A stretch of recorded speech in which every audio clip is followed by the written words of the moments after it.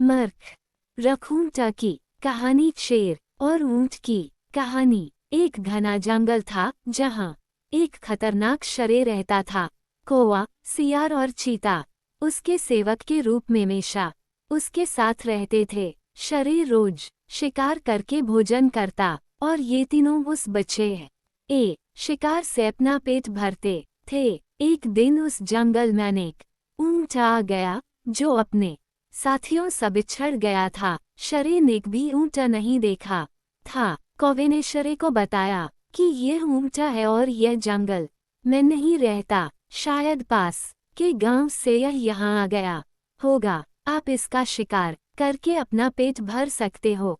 चीता और सियार को भी कौवे की बात अच्छी लगी। तीनों की बात सुनकर शेर ने कहा कि नहीं, ये हमारा मेहमान है, मैं इसका शिकार नहीं करूंगा। शेर ऊंट के पास गया और ऊंट ने उसे सारी बात बताई कि वो किस प्रकार अपने साथियों से बिछड़कर जंगल में पहुंचा। शेर को उस कमजोर ऊंट पर दया आई और उससे कहा कि आप हमारे मेहमान हैं, आप इस जंगल में ही रहेंगे।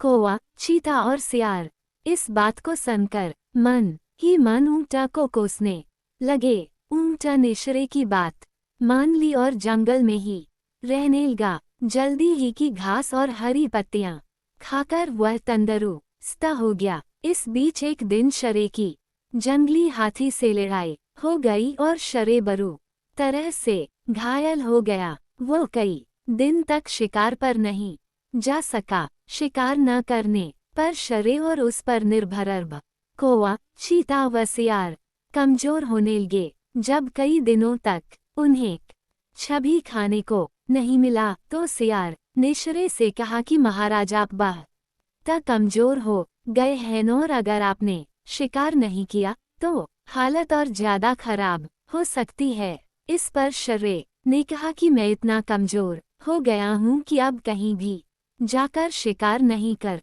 सकता। अगर तुम लोग किसी जानवर को यहाँ लेकर आओ तो उसका शिकार करके मैं अपना और तुम तीनों का पेट भर सकता हूँ। इतना संतु ही सियार ने इत्तेफाक से कहा कि महाराज, अगर आप चाहें तो हम ऊंट को यहाँ लेकर आ सकते हैं, आप उसका शिकार कर लीजिए। शेर को ये सुनकर गुस्सा आ गया और बोला कि वह हमारा मेहमान है, उसका शिकार मैं भी नहीं करूँगा। सियार ने पूछा कि महाराज, अगर वो स्वयं आपके सामने खुद को समर्पित कर दे तो? शेर ने कहा, तब तो मैं उसे खा सकता हूँ। फिर सियार ने कौवा और चीते के साथ मिलकर एक योजना बनाई और ऊंट के पास जाकर बोलने लगा कि हमारे महाराज बहुत कमजोर हो गए हैं, उन्होंने कितने दिनों से कुछ नहीं खाया है। अगर महाराज हमें भी खाना चाहें तो मैं खुद को उनके सामने समर्पित कर दूंगा। सियार की बात सुनकर कौवा, चीता और ऊंट भी बोलने लगे कि मैं भी महाराज का भोजन बनने के लिए तैयार हूँ। चारों शेर के पास गए और सबसे पहले कौवे ने कहा कि महाराज, आप मुझे अपना भोजन बना लीजिए। सियार बोला कि तुम बहुत छोटे हो, तुम भोजन क्या नाश्ते के लिए भी ठीक नहीं हो। फिर चीता बोला कि महाराज, आप मुझे खा जाए। तब सियार ने कहा कि अगर तुम मर जाओगे तो शेर का सेनापति कौन होगा? फिर सियार ने खुद को समर्पित कर दिया। तब कौवा और चीता बोले कि तुम हारे बाद महाराज का सलाहकार कौन बनेगा? जब तीनों को शेर ने नहीं खाया तब ऊंट ने भी सोचा कि महाराज मुझे भी नहीं खाएंगे क्योंकि मैं तो उनका मेहमान हूँ। ये सोचकर वह भी बोलने लगा कि महाराज, आप मुझे अपना भोजन बना लो। इतना संतु कि शेर, चीता और सियार उस पर झपट पर इससे पहले कि ऊंट